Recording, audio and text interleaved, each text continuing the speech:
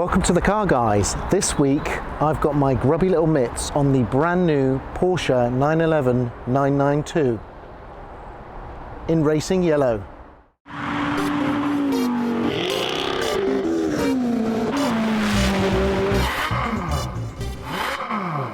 Today is a very special day.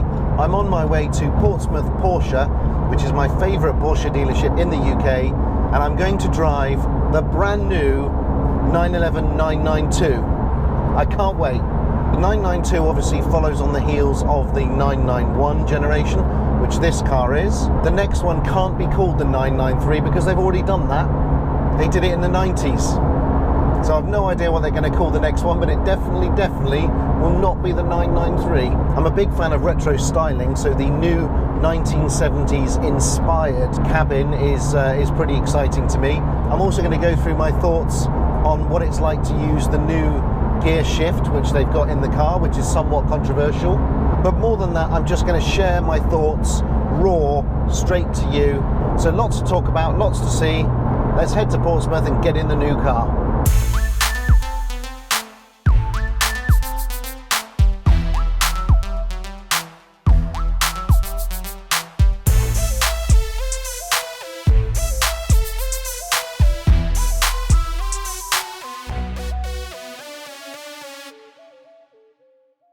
So here we are, we've arrived at Porsche Centre Portsmouth in the GT3 Touring.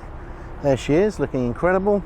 And lo and behold, right next to us is a racing yellow 992, all ready for us to take out. First of all, look at the creases on the bonnet of this car. It's one of the few ways that you can tell. The front of it is a little bit more angular than the 991. If we compare this 992 to the 991 sat next to it, you can see that the 991 is a lot more rounded at the front. This has got sort of like a chiseled cheekbones. So this is what it looks like. This is the 992 and that is the 991. Biggest difference is here, just at the front leading edge. Also, you've got this enormous rear wing, far bigger than the old car. Look at it, stretches across the whole back width of it. So it's quite a different look. Look at that. This one changes its angle depending on what you're doing. It also acts as a air brake in the event of heavy braking. Essentially the whole back of the car opens up. I think the rear of this car is actually quite successful. I was quite dubious about it, but I think it looks really good. These are the new door handles on the 992. Why on earth am I talking about door handles? Well, because they do this. That's right, they pop out. I'm not entirely sure why they do this. I guess possibly to improve aerodynamics, but to me it's just something else that might go wrong. And also, after 10 seconds, they actually close themselves. But if you've got your fingers underneath, as I have, it actually closes on your fingers, trapping them. Ow! I'm not sure they should do that. One thing that is obvious is if you get a boring colour 992, you've lost. You've got to get a 992 in a bright colour like this. It just looks fantastic. It really emphasises the shape. So overall, I think the 992 is a pretty handsome beast. But remember, this is a larger car than the outgoing car that it replaces.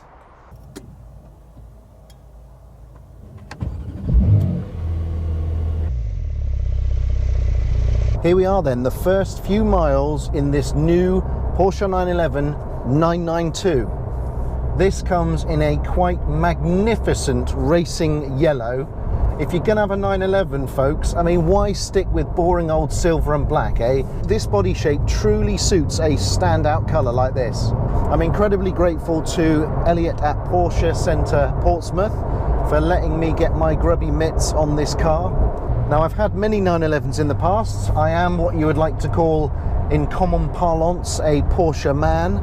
First things first, yellow seatbelts. I haven't seen yellow seatbelts since the MG Metro Turbo. But if you're gonna have a racing yellow car, you've got to have matching seatbelts. The cabin is ridiculously high quality. It is a beautiful place to be.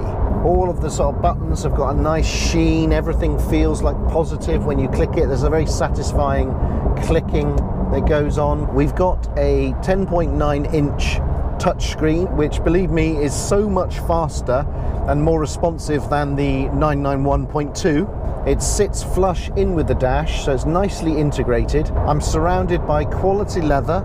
I've got nice polished piano wood effect surfaces. I've also got matte carbon on the shelf that the 992 now has. It's a really clever design element, and it also evokes the 911s of the 1970s. So being a fan of retro styling, I heartily approve of the design of this car. This interior is absolutely beautiful. This central tunnel, which I thought I was going to hate, is actually quite a classy item. I've got good visibility. All the 992 911s are wide body, remember. There's no slim hipped 911 now in the entire range. So I can see a lot of hip action going on in my mirrors. Mirrors are a decent size.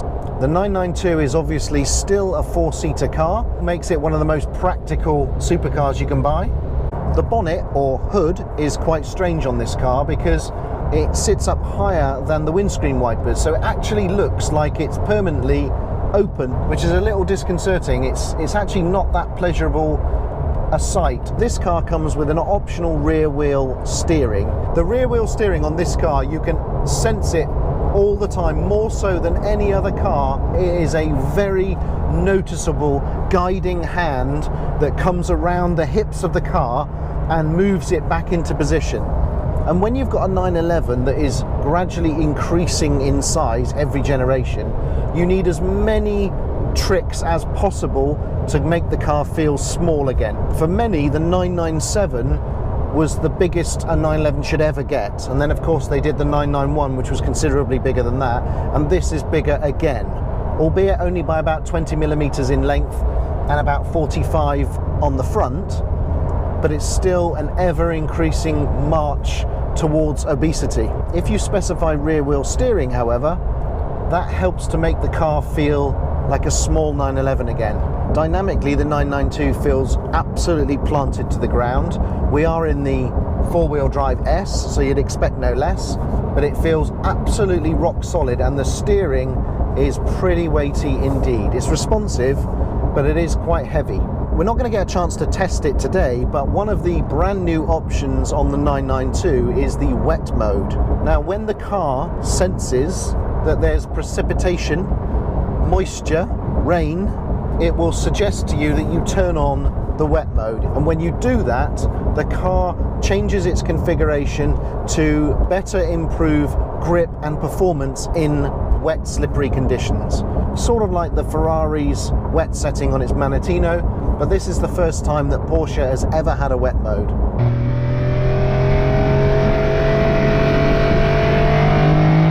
We're on some twisty roads that I know very well. We're in a bright yellow 911. Let's have a little bit of beans, shall we?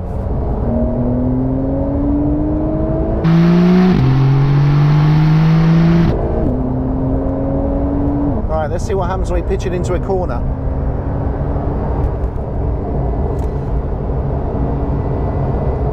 Feels sure-footed. Rear wheel steer is definitely worth the money. Let me just say that right now. I have to say the engine noise is extremely muted, and it's not very interesting even when it does get wound up. This car was specified with ceramic brakes. The benefit of that, of course, is that they're yellow, so they match the look of the car. So here we go, ceramic brakes. Yeah, I mean, they are phenomenal. They are phenomenal brakes. Wow. This has got the stopping power of a Chieftain tank.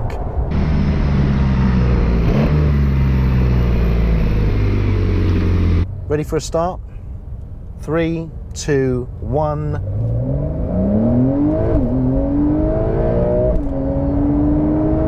This is a quick car. Not a huge amount of drama, not a great amount of noise, but you can't argue this was bending physics right then. The thing that's interesting though is I wasn't tremendously excited. Let's try this big corner now. Big corner with a bump midway. There you go, that bump upsets every car. In this, nothing, just kept going. That is a deadly corner for most cars, and yet this, shrugged it off. So this is easily deployable speed, but there isn't a tremendous amount of excitement with it. I think it's so sure-footed and so capable that it's not exciting.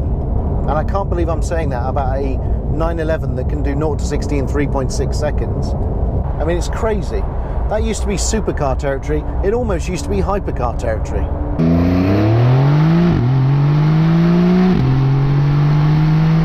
This is the first time that all of the 911s, even the base models, get to 0 to 60 in less than 4 seconds. It's an 8-speed PDK on this car. Porsche has said that manual gearboxes will be available later on, which is fantastic news for the driving purist. But this PDK has come from the Panamera. The Panamera gearbox is geared for an electric motor, and that shows you that the 911 in the future will be going electric. Yes, I agree with you. I agree with you. The thought of an electric 911 chills my blood just before making it boil with fury. But that's the way the world is going. Whenever you see a horse on a road, make sure you slow right down to almost stopped. There is no excuse for going too fast past horses. And in return, you get a nice little wave.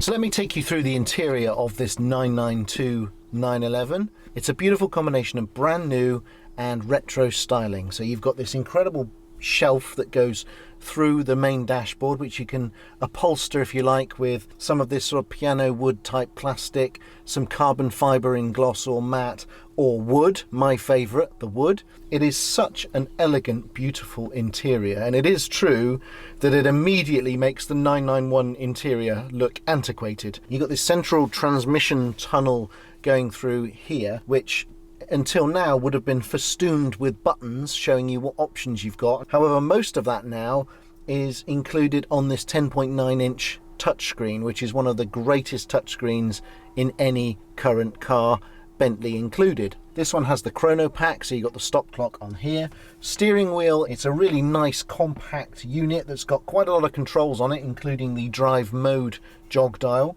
Got your standard cubby holes here with your SD cards and USB functionality to interact with the media of the car.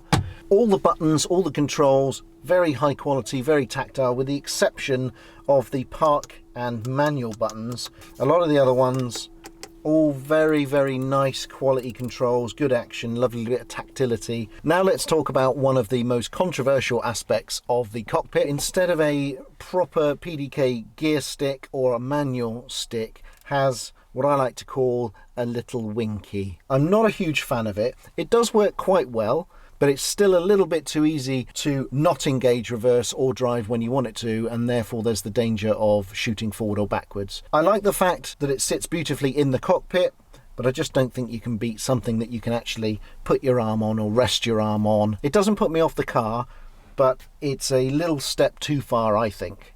It's quite strange that the control that they have for starting the car mimics the touch and feel as if you'd put the key into an actual hole. It's almost like they're too reluctant to let go fully, and they just give you that same sensation of holding on to a key.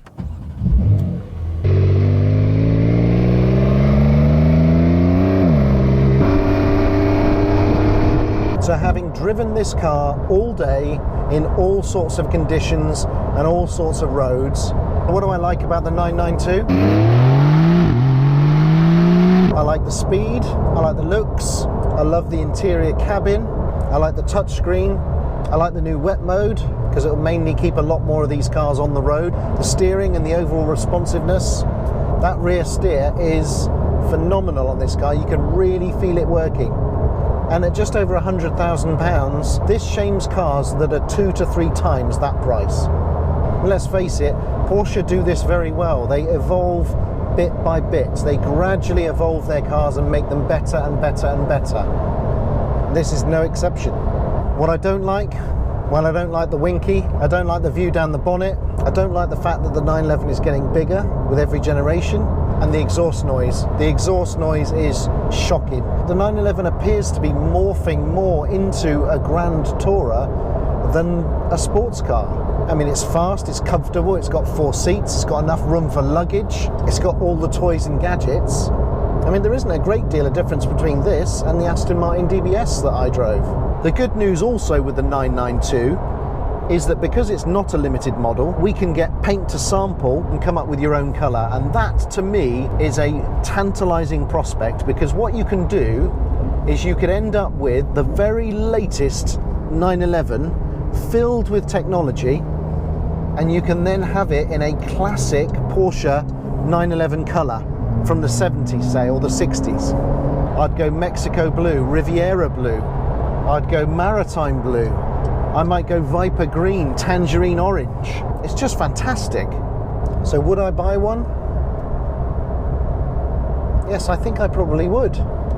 Thanks for watching the video, guys. Hope you enjoyed this first look and first impressions of the new 992 911. Please subscribe, leave likes and comments. We read every single one and we reply to as many as we can. There'll be another Car Guys video along next week.